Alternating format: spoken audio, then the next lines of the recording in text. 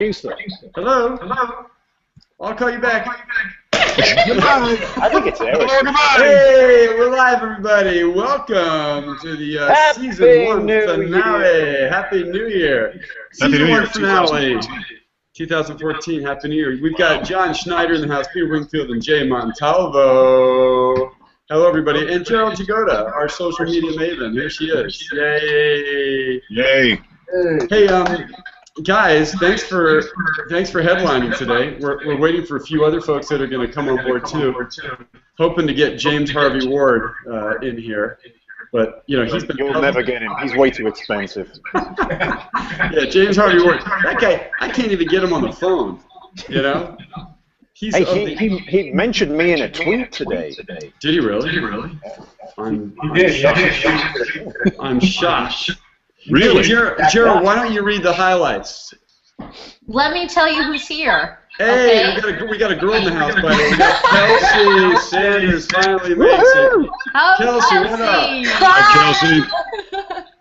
Well, that's a first. You're here. We got another young woman on the show finally. How did that happen? I thought the snow killed them all. Hi, Kelsey. How are you? That's pretty funny. Good. How are you?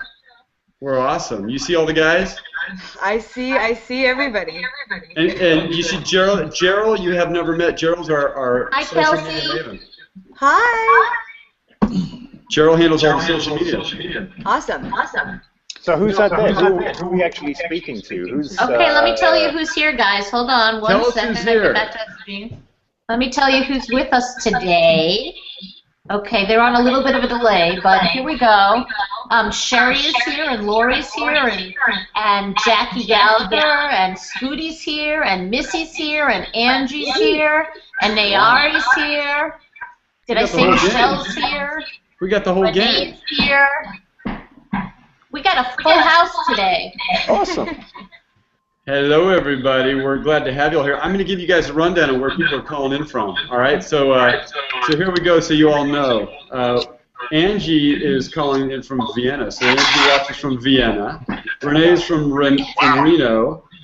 We've got Gerda from Austria, Österreich, and Scooty's from Australia.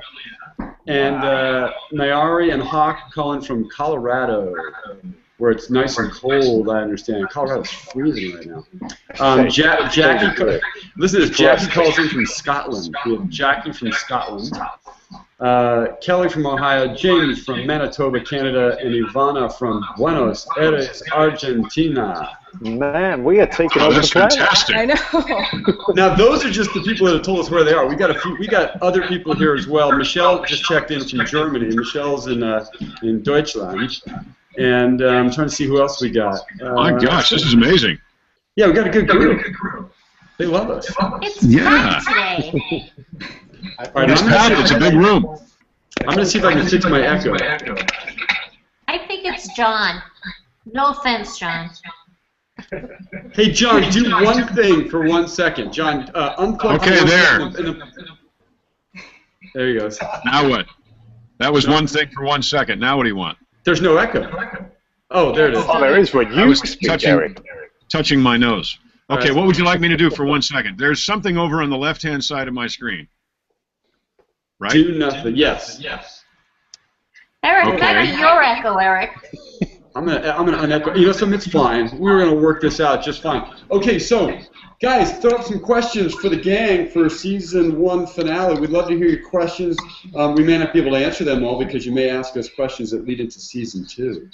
Well, Eric, keep your little sign for me handy. I'm going to work with this thing for a second. okay, all right. So throw up some questions, guys. We wanna hear what you have to say about season 1, the finale.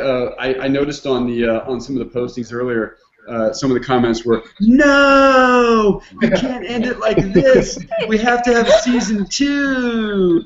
You know, Yeah, people are upset, Eric. way They're too very many. upset. I don't think they're upset. They're excited by the fact that there will be a season 2, hopefully. And they want to know what happens. I think people want to know what happens to the kids. I want to know what happens to the kids. Can we still call Do you you want a kids? first question? Do you want the first question? Yeah, what's first question? Who's it for? Okay, I guess it's for everybody. But how did Lucas and Sam manage to catch up with the jet plane? Well, here, I can answer that one. Okay. Because I'm the writer.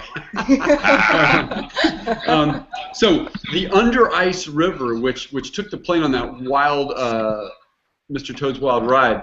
What happened was, it's a windy, circuitous route under the ice, and it's just this under ice river that formed, and it doesn't necessarily mean the jet is always traveling quickly, and because it was getting hooked up and caught in this under ice river by its wings, and little pieces were getting stuck, so it was getting slowed up along the way, and the way Lucas and Sam were tracking it was doing just what David Ruiz told them to do.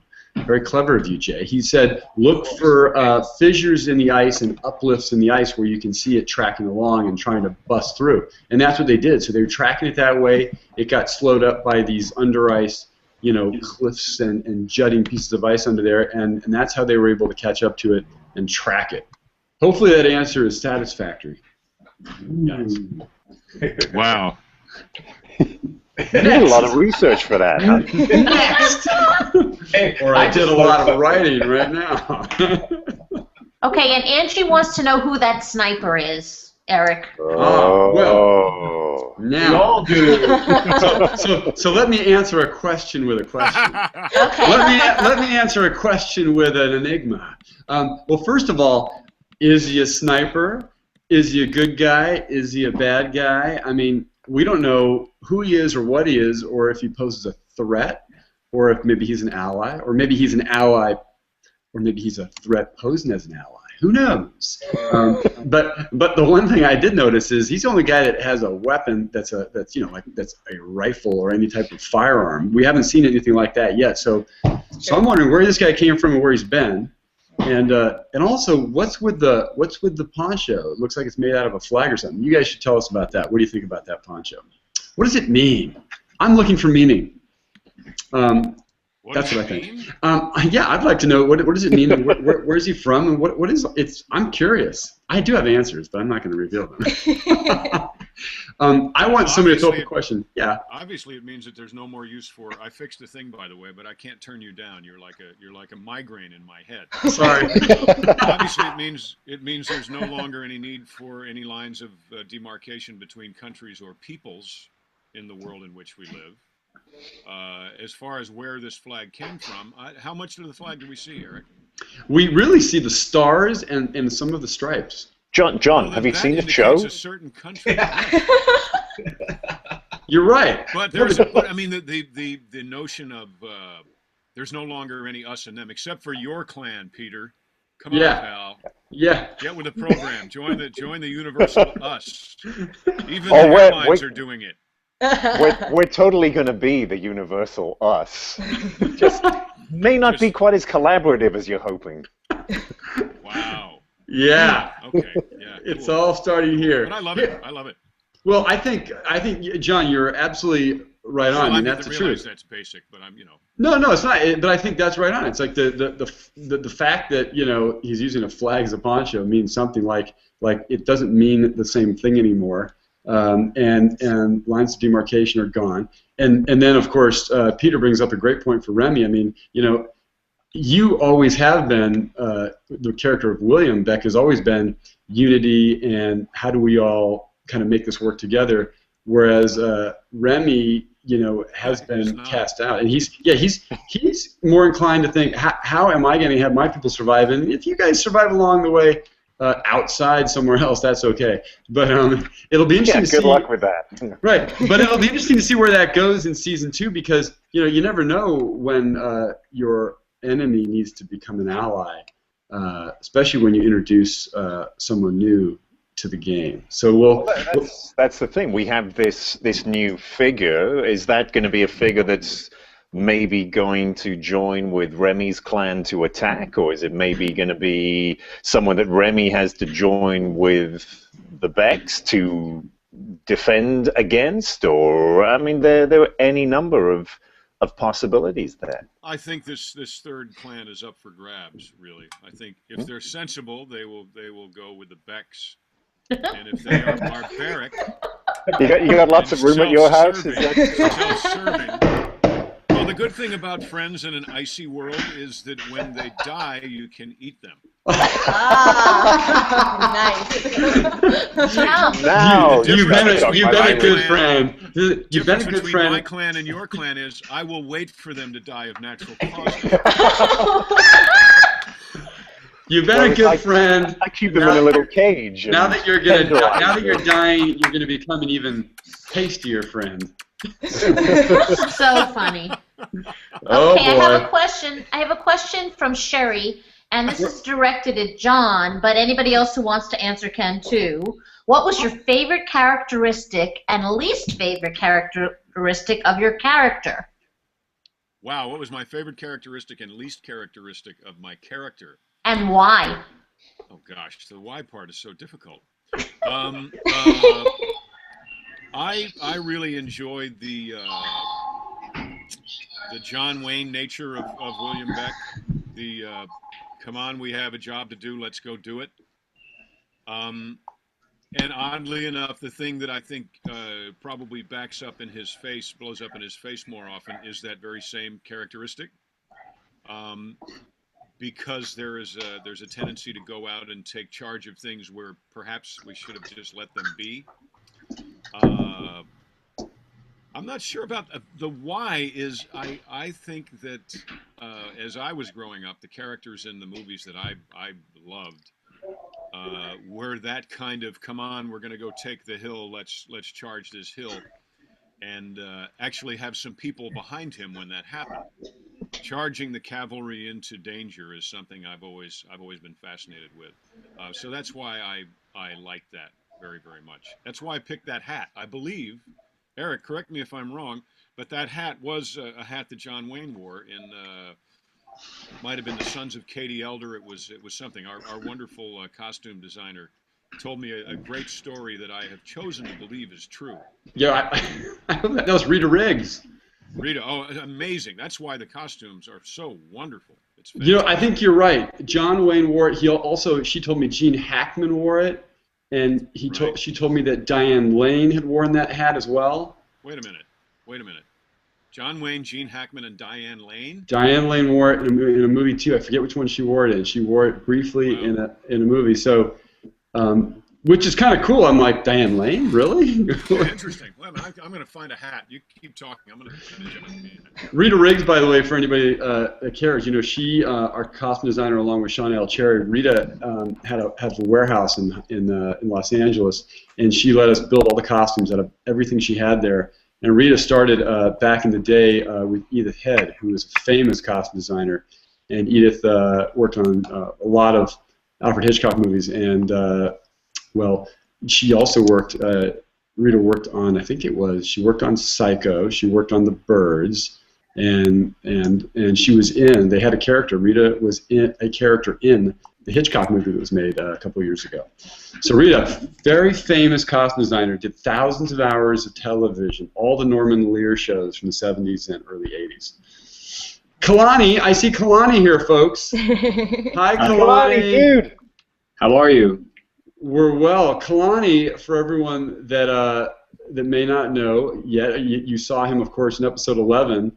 He is from the Farnwell clan. The bad boy. And yeah, he's the guy that grabs the football and he's got it on his back and he's hustling away with Lewis down the hill. Ignacio. Oh, John, I like your hat.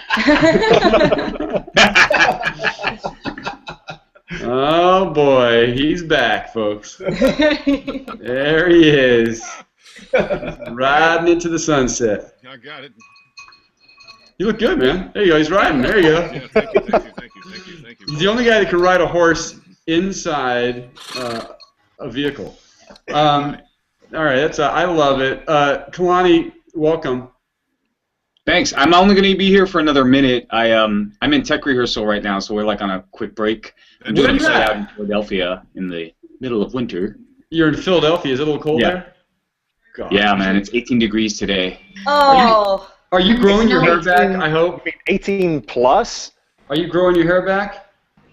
Yeah, it's getting long because of the project. Oh, they're calling me back in. I gotta go. Goodbye, Kalani. Everybody, nice to think see about you. it. And everything looks great. I'm excited. We'll see you guys later. Bye, Kalani. And look, Eric, Jimmy's here now. Oh, he's got to go already. Oh, James Harvey Ward has finally graced us with his presence. I love it. Jimmy, what's up? Fuck. Fucking hell, man. You gotta fucking together. Did he just curse? You know your mic's He on, did. right? Yes, he did. He did. Okay, so James, you now officially are the first person to curse on Google Hangout. That didn't take long. No. Sorry. This is not an episode of Breaking Bad. I don't know what the rules are. There are no rules, James. We're kidding. We're kidding. How are you? Good. Good. I'm doing good, man. I'm in the middle of moving. It's like crazy, so. That's all right. Hey, listen, we're glad you were able to make it. I have a question. Well, first of all, everybody should know it's James's first hangout, so give him hell and write up some nice questions here, some questions for James. But what's great is we got two of the Becks on here.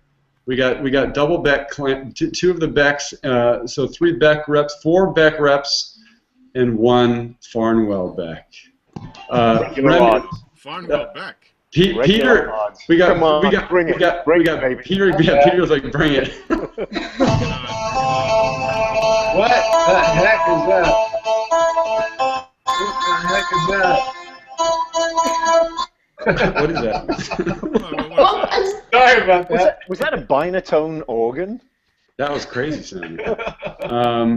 Hey guys out there in the world, questions for any of the folks? Throw them up now. Yes, I have a question. Wait, before you do that, Gerald, I'd never introduced you to James. Hi, James. Hello. Hi, James. James is delayed a little bit, but let's hang in there. And by the way, But James, it doesn't Gerald make is him a bad person. no, James. Gerald is our social media person. She handles all the social God, media. John, you're so funny. All right, what's the question? Okay, Michelle Luca has a question. I have a common question on one of the past episodes. I was kind of surprised by the way Remy treats his son. I certainly did not expect him to slap him in the face. Why would he do so? It still does not match my idea of the Remy Farnwell character. Yeah, was that in the script, Peter? Do you know, I never really look at the script. I don't find it that helpful. Slapping his son around. Wow. All It right, was have an fun with improv that. show, right? Yeah. I mean, that's what we talked about. It's all up to you now, Peter. Yeah, you Answer just, that one. if I remember rightly, you said it's something to do with, meteors, and then it's ice, and then you guys just make the rest of it up, right? Yummy. We just went to this warehouse in northern Los Angeles, and we made stuff up. And you threw some snow at us. And then you beat up your kid. And then, I think I could start this sentence, but I think James should finish it. Peter, you are an Asshole. Hey, that's See, we're a Dr. family, we're a Asshole. family. Fair enough. That's called improv, folks. That's called improv right there. And they're real good. They're real good at it. No, Peter, I mean, the important thing for Michelle to understand is that I wouldn't have done it if he hadn't deserved it. Yeah. Wow. no, that's true. But listen, that is absolutely true. You went with. I remember when we did the scene. I think you said to Lewis, who plays your son, Lewis Tan, plays Jiro, and I remember you said to him, you said, look, you're right with this and that, and he said to you, no, go ahead and hit me. Yeah, no, I mean, Lewis was fantastic. I mean, that relationship it's to me a really interesting one because it's got all that complexity. You got a brutal guy who is just very aware of the life and death nature of everything, trying to toughen up his son. You got this really gentle, sweet, kind boy that wants to be the figure that his father seems to be trying to create. And I mean, just Lewis was fantastic with that. That he would just throw some stuff at me, and we'll see where it goes. We'll see what happens. It was, I mean, that was one of the great things about doing this show was working with people that were just let's throw some stuff in the air, see what happens, see what stuff has life. It was really exciting doing that. Yeah, he definitely went for that. Hard? Did I have to hit him that hard? Yeah. Did you have to hit me that hard? Yeah, no, that was just for fun. You're right. Yeah, fair enough. Yeah, speaking of, well, let's just talk a little bit about who Remy has fought with and who Remy has hurt. Yeah, I mean, now this is Remy we're talking this about. Is right. Well, no, listen. There was the fight scene. There was the fight scene with Jay as well. There's a couple of people Peter hurt, but that was completely accidental. But there was the fight with Jay, and you know, you guys did that was pretty physical fight scene. I mean, I remember Jay took a couple shots and actually went down pretty hard on the ground during that sequence. Jay, how did that feel? Well, I had some protective little undergarments. I don't know, but the thing moved. I told Peter, I said, Peter, don't hesitate because I've got a little protection here on the side. So go ahead and take a swing at me. And as I go to swing at him, the thing moves, and it moves just enough so his fist catches my wrist. So that was great. That was really like, oh, that one hurt, but it was good. It was fine. I was totally okay with it. And that's the thing. I mean, you're trying to create a world where there is a real sense of danger. So the brutality, I think, is really important to that. It's making it look really brutal and violent without actors getting hurt. I mean, that is the skill. That is the. But if they get hurt, they get hurt. I mean, what the? Yeah, there's thousands of them. I think you can always get another actor. Unavoidable. I mean, you try to be as safe as possible, but sometimes things happen. Yeah. And Kelsey, you were threatened by Remy at one point. I was, and also Milo was as well. So. Now he did something during that scene when you went to grab a weapon or deal with the door, and Remy said something to you right in the middle of that take, and we used the take where you actually had this shocked and frightened look on your face, and he said something. I can't remember exactly what he said, but I don't remember what he said.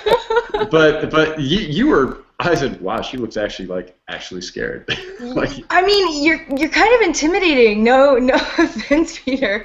I was like, oh, okay. That's just not how I see it. You are. It's not hard to be a little bit like, whoa, with you. You're so talented. So. I was scared Jimmy Moore dropped the F-bomb. If I remember correctly, he didn't just say, open the door. He said, open the fucking door. Yes, he did. Yeah. That was it. Oh, and I was like, okay. So I couldn't use his side of the shot, but I could use your side of the shot. Luckily, I'm glad you got it. We had two cameras going. That's what I remember he said, and I was like, wow. Okay. All right, so you're a bad boy. Now, there's a question here for James. They're asking, what was your favorite and also your least favorite quality of your character? They had asked this question before of John, but they wanted James to answer this question. What's your favorite quality of the character of Lucas, and what's your least favorite quality? I guess the quality I found that I liked the most was, I guess, like genuine concern for the people he cared about. It was like a sincere selflessness that I appreciated. As far as what I didn't like, I try not to ever take a look at that, to be honest with you. I try to find motivation and rationale behind everything I do. So I don't want to look at a negative side to myself when I'm playing a character. How about that? That's pretty good. I'll give you something negative to look at for season 2. Yeah. You gotta it's funny that you say that. No, James, that's an interesting comment. But it's interesting too because looking at we're all critical of ourselves as human beings, and sure. and so it's also interesting, I think, to look at a part of your character that you think you need to work on, or that you're not proud of, or that you're not satisfied with, because that also can fuel an interesting response in the scene, sure. I guess there's to make it like an active approach is to say, yeah, maybe like I'm what I feel that I'm letting down the people I'm supposed to be taking care of, and then that just, as opposed to sitting and dwelling in that or seeing it as a negative, Right. try to find ways to turn it into a positive, I guess. Right. To be proactive. It's like fucking actor jargon. I don't know. It's all good. Where did John just go? John just stepped outside. I don't know what he's I wasn't doing. inside anymore. I couldn't stand it. John's like walking outside. I can't All right. sit still. James, that was a great response. I like that response, and they said thank you, James, for your answer. They appreciated that.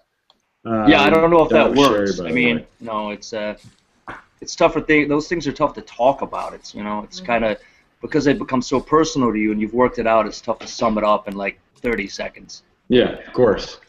Oh, also, Kelsey, your hair looks pretty. I like it short. Thank It's you. nice. You're welcome. I know Kelsey looks kind of grown up. We're gonna have to change that. Eric, every time you see me, you're like, oh, I don't know, you look too old now, and I'm like, no, I'm not. You don't look too old. Trust me, it's all gonna be good. It's the kids, and I'll kind of, well, yeah, I can do Stop this. calling me a kid. You can do whatever you want. John, you look great, by the way. But as far as a little clue into season 2, one thing I will say is obviously, without revealing too much, our young teens, we'll call you teenagers. You're still teenagers. Okay. In my mind.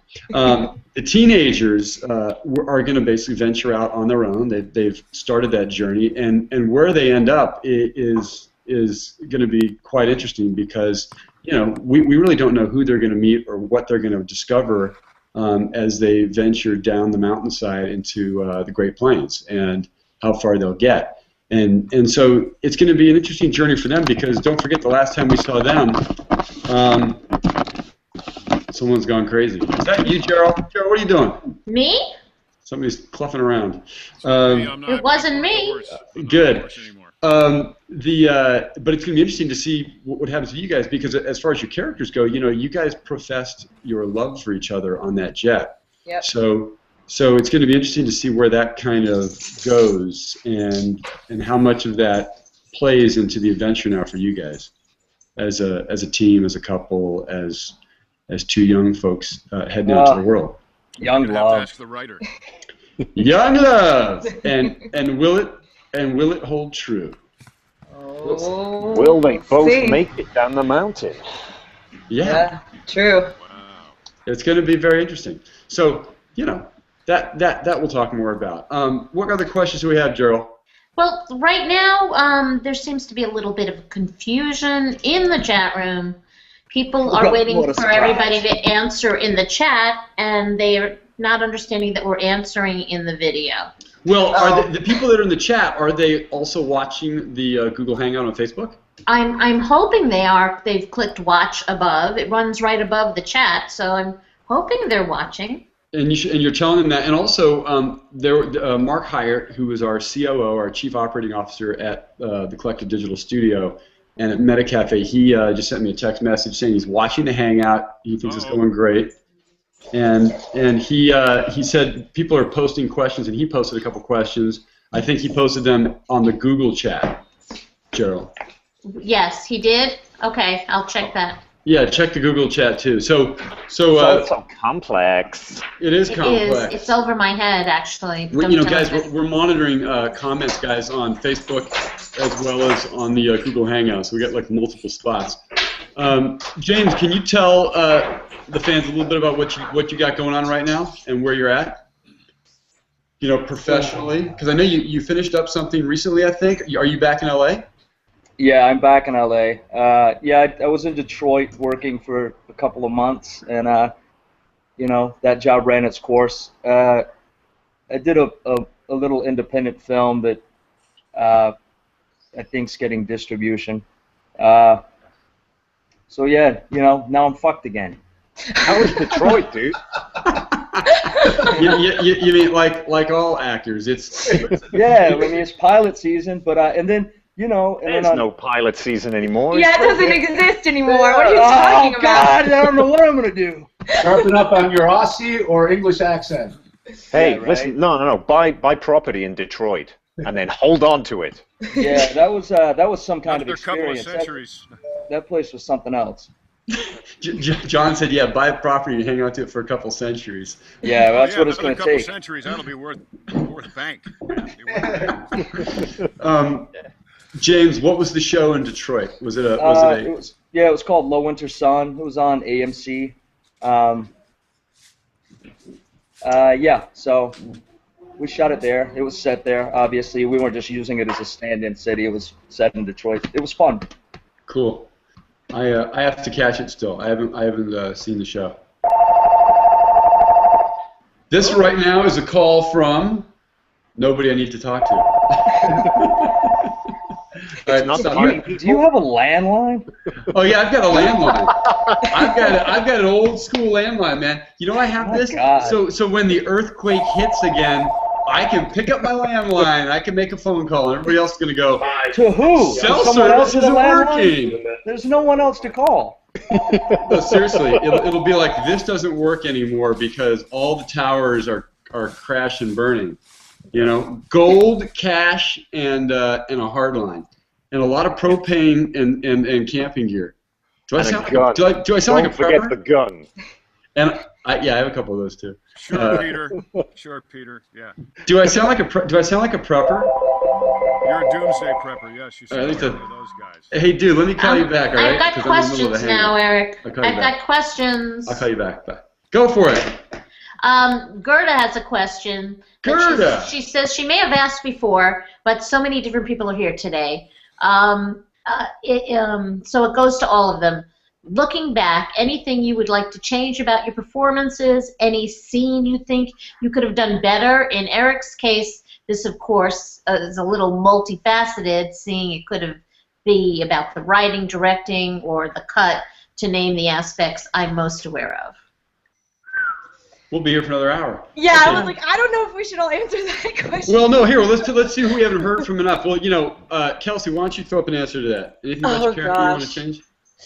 It does not include hair color. I mean, I think that's the case always, like, looking back at anything, any performance that you do, at least for me. It's like you go back and I'm like, oh, I should have done this a little bit differently. So anything in particular, I'm just going through in my head. I mean, I think maybe I remember there being, like, possibly a few moments, like being in the plane, that maybe could have been a little bit different, just because it's like I remember when we were filming in there, it was a little bit tough because I'm a little bit like claustrophobic, and we were in there like for so long, and I was just like, okay, it's hard to like get out of your head and like really be in that place, and I felt myself kind of going in and out of that a couple of times. So I guess maybe looking back, that would be my one time in this season.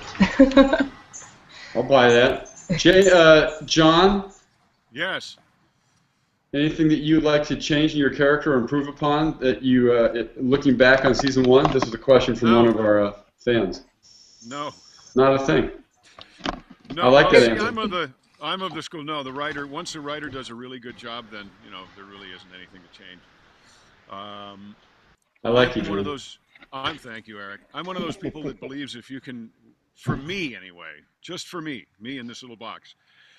Generally speaking, if I can remember giving a performance, then it wasn't any good. And I remember feeling as if everything that we were doing on 10,000 Days on that soundstage or jumping off the roof or wherever we were felt as fantastic a stage as you set with 10,000 Days. It all felt real, especially for me, that plane. It felt too real for me. I was like, well, oh. yeah. But that's probably why you were scared in there, which was great. Which was good. Your performance in that plane, that whole thing was stellar. It was wonderful, and like I said, probably because you didn't like being there, right? No. I mean, why act like you don't want to be somewhere when you can actually not want to be somewhere? It's Exactly. kind of like my relationship with Peter. Oh yeah, Peter, you are the brunt of many comments. All right, Jay, He next. deserves that. He deserves that. So. I want to hear what Jay has to say. Proud to be the one. Would I change anything? No. I'd change a lot of things Jay did. You tried when you directed, actually. Oh boy. I couldn't do it. Oh, yeah, there we go. I try as I may. Only change it when John directed. That's all. No, I wouldn't change a thing actually.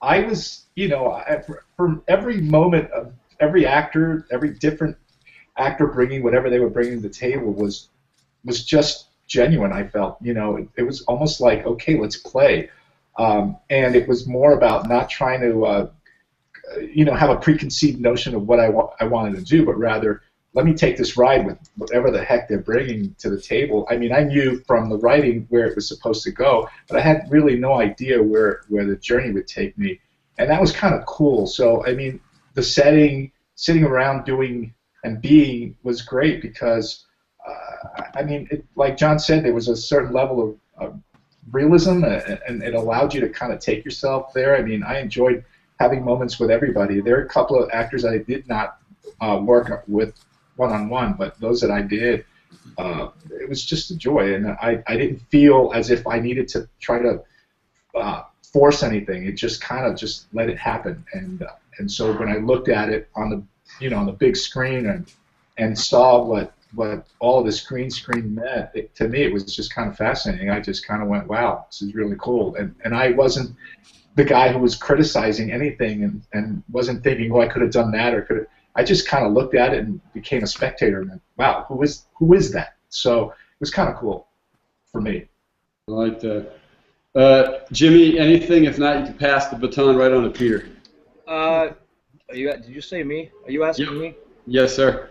I think, I don't know if I would change anything. I mean, you go back and look at it, you can't be objective watching yourself. I mean, more than anything, you just are kind of like, fuck, is that what I look like, and why didn't no one tell me type stuff, But ultimately, for me, it's just about like having an honest experience doing the scene, because by the time it gets to any sort of screen, it's gone through numerous filters, whether it's the director, the DP, or the editor, or whatever. So all I can be responsible for is what happens between action and cut. And with the material and the circumstances and the people we had surrounding us, that always felt good, What? Cameron said something. Peter, you're up. Sorry. That's my What's kid. going on, Jay? That's my daughter. What is happening at your place? Hi, Jay. My 15-year-old is telling me that my other daughter needs her insulin, so it's just time to go to So Jay, go. Go, away. Jay. Yeah, go do that. Go. Yeah, you should do that. We'll wait. Man, yeah. So, I mean, when I look back at it, is there stuff that I would change? Absolutely not. It was a really great experience through and through. I mean, for me, I'd seen a couple of days of other people doing stuff before I did my first scenes, and the only thing I remember was, I mean, throw some wild, crazy stuff out there. Do everything that you possibly can, because you're fighting for your life with these guys. They're really good, and if you don't bring it, if you don't bring your A game, you're gonna look like you didn't bring your A game. And that was, I think, right across the board. That was the sense throughout the filming, that everyone was bringing their best. That's a cool atmosphere to be in. It was true of the camera team, of wardrobe, of makeup, right across the board. Was fantastic. That's so cool. Next time, Gerald will actually be on the set and she'll be able to see some of this. I would love to see some Gerald of this. missed all that. Okay, I have a couple things. First of all, John, Sherry has asked you not to diss Detroit, okay? Visit the suburbs, she says. I actually love Detroit. I yeah. actually love Detroit. It's no. Well, let me explain. Let me explain. The fascinating thing to me about Detroit is I worked at the Fisher Theater there, and I love it. But you can get a brownstone house in Detroit that was built by the same people that built the ones in Manhattan on the east side for pennies. And they're millions of dollars in Manhattan. For me, the whole brownstone district in Detroit truly is the very best place that I think filmmakers are going to start going to Detroit because it's so uniquely Detroit. It's as uniquely Detroit as this is uniquely Louisiana behind my head. So if it sounded like I was dissing Detroit, I apologize. Love the Fisher Theater. Love Greenfield Village. I'm a big fan of Detroit. So there. Okay. Nicely done, Sherry, I hope that makes you feel better. Nayari has a question, and she had to go back to work, but she still wanted to ask you guys a question. So here's Nayari's question. She said, this is to all the actors, have you ever played a character that slipped out? Oh my God, my screen just scrolled up without me. Hold on. Don't flip out. Don't flip out. Okay, 1 second. She wanted to know if any of you have ever played a character that slipped out in real life, like you're at Walmart and someone says, can I help you? And you answer the way the character would. Yes. All the time. All the time. All Yes. the time. All the time. Yeah. Yeah, in fact, they're coming to get one of us right now because we did that. Yeah, I mean, I think when you're playing a character, particularly if you're playing, I don't know, for a film or something where you're living that character for 3 months or something, then you think differently. It changes the way you think and react to everything. Changes how you see the world. It should.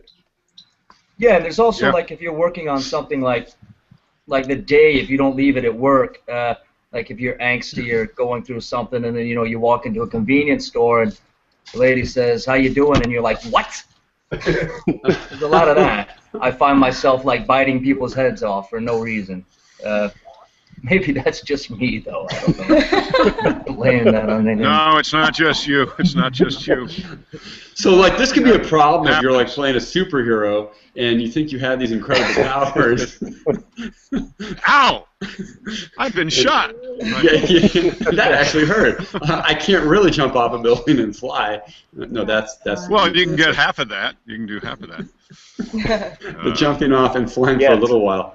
It's the landing that's the real. I find that happens a lot when we were doing. I mean, I felt very much like William Beck when we were doing the show. Sadly, I feel a lot like Jim Cryer. I do another show now, and he's a bit of a prick, and I feel a lot like him a lot of times, especially in a convenience store. Because what's so convenient, really, about a convenience store? What? Come on. I'd like a cup of coffee. Thank you. Oh, see? These things happen. And it's not good coffee. And it's not hot. And it burns. And it's from the bottom of the Hey, now leave Starbucks out of this. Burnt coffee. Burnt coffee. Gerald, do we have any other... Yes, Angie's asking which type of filming you prefer, the blue screen or the real thing, and why, for everyone. Can I answer that first? Who's going to stop you, Eric? Don't stop me. Who's going to answer your question? Who's going to answer my question? I'm going to answer it with a question. Wow. I love the real deal. It's always great to shoot and not be using a blue or a green screen, but the blue screen and the green screen serve a purpose, and sometimes it allows you to go places that you can't go. And it allows you to do things that you can't do, and that's what we were able to do. Everywhere we went. Anywhere and everywhere. I mean, that is the advantage. I mean, it's always great to shoot in the real environment, but sometimes the real environment doesn't exist yet, and it would be too complicated or too expensive to try and create it or actually find it. Like, we couldn't go to Antarctica to shoot this, so we did the next best thing, which was we shot in Santa Clarita in 110 degree heat. Which kind of leads us to, there's a second question here from Missy asking, wondering what made you decide to do a show that would air over the internet? Aha. Well, we've touched on this a few times in the past, but I'll recap it. The reason we chose to do this one on the internet was necessity. Really, I mean, there was a writers' guild strike going on, and nobody was working, and I had this idea originally as a feature film, and then all of a sudden it occurred to me, if I can't work in film or TV right now because we're in the middle of a strike, nothing stops me from trying to put something together that could potentially be aired over the internet, because there was no jurisdiction over the internet yet. That's what we were fighting for. So we put some money together, and we shot the pilot essentially. And we went out and found a distributor, and that's what got the whole ball rolling. But it was necessity. The necessity was, how do you keep moving forward without being stuck? And so instead of sitting around waiting for a strike to end, we got proactive, and it kind of just got the brain working, and got us thinking, how can we create something that no one's done before? So that's what we did. And John was one of the first ones to jump on board. In fact, John was the first person to jump on board. Well, when you read something, when you meet somebody like you, the script was great, yes, but when you're actually sitting in a room with Eric Small and you're not seeing him over this, or you're not hearing about some guy named Eric Small, you can feel, anybody pipe in here, you can feel Eric's passion and Eric's level of expertise. You know that you are, if you're going to go down this road, if you're going to go to Santa Clarita and pretend that it's freezing when it's 112 in a soundstage, and you're going to do it in front of a green screen, you want to do it with Eric Small, because there's something about every dream that Eric conveys to you in person. You want to help it come true. You want to be part of it, right? Right? This was not just a gig, I don't think, for any of us. It was really, truly climbing aboard someone else's passion and dream. Yeah, I think that's right. I think there was a completeness to the vision right from the start. It wasn't just, okay, I've got to write something because I've got to pay the bills. This was a complete world that was created out of a place of real passion, and all the characters had that depth to them because of that realization of an entire world. Yeah. So whoa, and there goes somebody. Thank you, guys. I appreciate that. That was. And hey, lo and behold, the internet has become, I believe that the internet is going to be the place for new content. It's going to be the place to be. And Eric, buddy, the quality of this show, the quality of the trailer that you put together, 4 or 5, however long ago it was, that first little bit, I look at pictures that were taken from there. I go to the website, and folks, if you haven't been to the website, go to the website and click on the gallery, and then click on those pictures. These are the most beautiful images that I've ever seen. It's phenomenal. So I believe that the internet is the wave of the future, and I think that Eric Small and his genius, truly, and I don't ever call anybody that, his genius is what's pushing the envelope, continually pushing the envelope, and making the internet the new place to be for content. So there. John, thank you. Now I have to live up to that. I will try. You already have. You already have. Eric, you need to say something about John now. No. I think very highly of John. So you don't need to say anything nice about me. And I will continue to always say nice things about you. Listen, first of all, I'm just going to say this. I think as a writer, you write something and you hope you do a decent job. And I always say, one of the most important things is casting. Once I cast it, if I do my job and I cast it well, I just try and get out of the way and not screw the whole thing up. And that's kind of my theory, especially on directing too.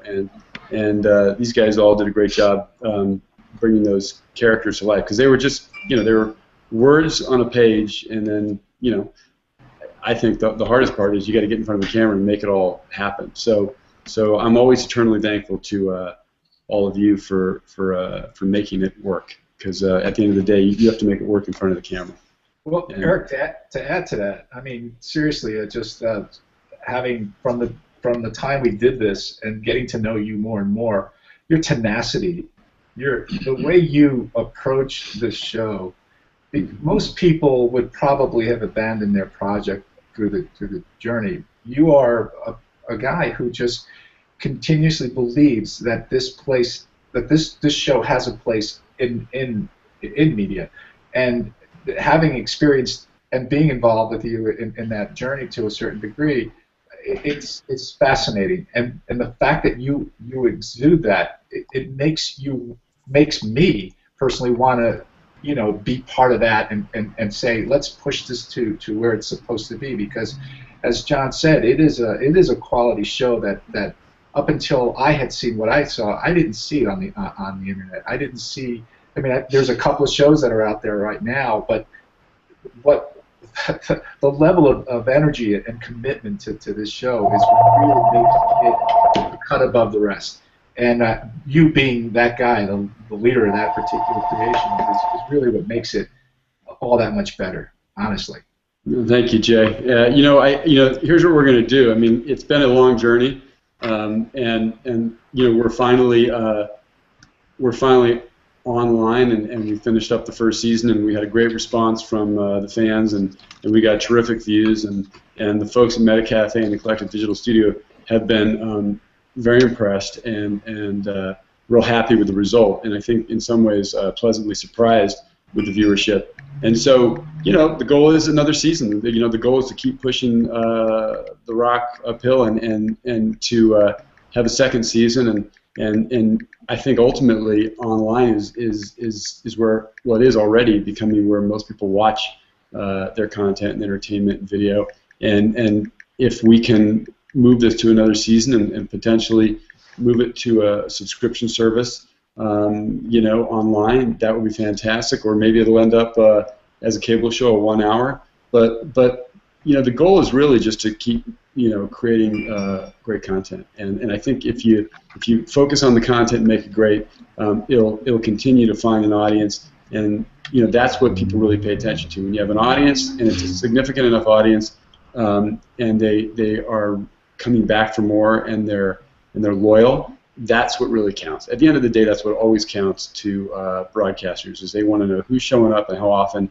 And by the way, I heard this from the guys at MetaCafe, 75% of the viewers and 75% of the views of our show are 100% views, meaning they watch the entire episode start to finish. And they told me that's highly unusual. They said that is not by any means typical. It's atypical for people to watch an episode, certainly a 10, 11-minute episode, all the way through front to rear. It's something advertisers respond to. They love to see that. And so 75% of the people and 75% of the views are 100%. So that's impressive, and I think that will help us. So my job now is to keep pushing and to keep my passion alive and move this into another season, and that's what I'm going to do. I will do it. I will do it. As I told you all before, I will do it. I've already written the outline for season 2, so it's already written and done and ready to go. Let's just get these guys to get our commitment going. So and just for everyone out there, just so you know, we're going to continue broadcasting behind-the-scenes episodes, 1 a week for the next 7 weeks. We have 7 terrific behind-the-scenes episodes that cover cinematography to lighting to costume design, makeup, how to produce a web series, directing, an actor's point of view episode. We do that. We do that for 7 more weeks. We got 7 great episodes. So the content is going to continue for the next 7 weeks. MetaCafe is going to be debuting a brand new platform, I think sometime after March in the second quarter. So there's going to be a brand new platform that they're going to unveil, and they're going to re-release all the episodes 1 through 11 again in the spring. It's going to get another release, and that's going to be great too. So we'll build more fan base there. Hopefully by then we'll already be in prep, and we'll be getting ready to shoot season 2. So all you guys out there who are tuning in today in whatever format, keep tuning in. You are very much a part of this. We're doing these stories for you guys. So tell all your friends. Keep watching. Keep spreading the word. Keep commenting, and that makes a big difference. They keep saying, everywhere I go, every panel I'm on, there's always someone from Google there, or YouTube, or Yahoo screen, and the one comment and the one note everybody always makes is when you create something, make sure it's shareable and repeatable. And that just means it's something that people will come back to over and over again. It's repeatable. You can't get enough of it. And it's easily shareable. And so when you're on a good video site or an easily shareable video site like MetaCafe, that's what makes it work. So we are shareable, we're repeatable, and I always remind people that is the key to creating a larger audience. And you guys are a great part of that, and that's something that the guys at MetaCafe always talk about. They say, are the fans responding to the tweets? Are the cast members tweeting? I said that they're all pretty good at tweeting, and they do that fairly regularly, and that makes a big difference. So we're part of that community. You guys, the fans, when you post stuff, we see it, we read it. We love to hear what your ideas for the show are, what you think about different characters, where you think stories might go. That stuff is really cool for us to see. Yeah, especially for season 2. I'm particularly interested in reading comments and suggestions for where are the teenagers going to end up? What do you think is going to happen with them, relationship-wise, location-wise? Who are they going to find? Who else is alive out in the world? What communities might exist, and not just in America but around the world? What happens when Lucas heads back and rejoins the clan? What does Remy plan on doing with the football and these arming codes? I mean, how serious is he? What is he really capable of, and what's his next step? Who's this guy that showed up at the end? How does he fit into the whole picture? Right. So, we'd love to hear your scenarios where you think this might play out, because that potentially could help shape season 2. But you already have it written. You already have it written, Eric. It can always be rewritten. Oh. But I mean, that's one of the cool things about this change in the medium, is that it is collaborative, it is alive, it is flexible and can change at any minute. Mm-hmm. That's exactly right. Yep. Well, this was a great chat. I love this. Can I just ask you guys, if you have a minute, if you go over to the Facebook page and click on 10K Live, that's where everybody has been chatting, and I think if you could just hop over there after we're done and say hi to everybody over there, they would love it. Okay. Cool. So all they have to do, so you're saying for our guys here, just go to our Facebook fan page and then click on that 10K Live tab. And then there's a chat going on right now. That's where everybody's asking the questions that I've been getting. I got you. All right. Listen, no last questions, right? We're ready to roll? I think we've pretty much answered everybody's, but if you go say hey, I'm sure a couple more might. I can always answer those later. I can always jump on and I can answer those in the comments Somebody section. also, Scooty wanted to know when the award show was taking place. January, I think it's January 6th in Las Vegas at the Venetian alongside CES. That's the IAW TV Awards, everyone. The International Academy of Web TV. 10,000 Days was nominated for Best Editing. That's Eric Strand and Gian Gonziano. And we were also nominated for Best Cinematography, Marco Mazzai. That beautiful photography from Marco. So we got beautiful. Awesome stuff. We got a couple nominations, which is always great to see. And we'll see how they do. Hopefully the guys win. I hope they win. Ensemble cast. Ensemble. Season 2, guys. Season 2. That's it. I'm gonna write juicier, meatier Ensemble. Stuff, right? Ensemble. Well, listen, I want to say thank you, Jay, thank you, James, thank you, and John and Kelsey and You're so very welcome. It's Take care. Great to be here. We loved it that you guys showed up, and we'll be doing some follow-ups, in the next 2, 3, 4 weeks once we run some behind the scenes. But we'll probably go dark for 1 week for sure, and then we'll be back for a hangout in a couple weeks, guys. But we're going to take next Friday off. And everybody, thank you so much, guys. Love you. Talk to you soon. Rock. Thank you. Great to see you all, guys. Rock. Bye, guys. Bye. Peace. Bye-bye. Bye, y'all. And to our fans, thanks again, fans. Thanks. We love having you here. You can watch this Google Hangout anytime. It's going to be posted live on our YouTube channel. It'll be here on our Google Plus channel as well, and it will be saved as well for rebroadcast on our Facebook live link. So 3 places you can watch it. Again, I'll check the comments on Facebook, and we'll also check the comments on our Google Plus page. If you have any last questions, post them, and we will answer them, because that's what we do. We're here for you. And again, Watch all 11 episodes over if you would. Enjoy the show front to rear now. You can watch it non-stop, one after the other, get the full experience like a feature film. And post your comments on our MetaCafe site. The more active you are there, the better. Make sure you subscribe and get your friends to subscribe because the subscription numbers are important. Right, Gerald? Correct. Subscription numbers. What did you think about that hangout, Gerald? Here's our post hangout interview. I think it was the best yet. It was the best yet. And Eric, we would love it if you came over into that chat room for just a little while just to say hey to everybody in person. I will. I'll do that when we jump off here. And Gerald, thanks a lot for my pleasure as always. I love you and I love you guys, and it's been fabulous. Great. And I'm going to sign off now. Folks, thanks for being here. Gerald, I'll talk to you later. Bye, babe. Bye, y'all.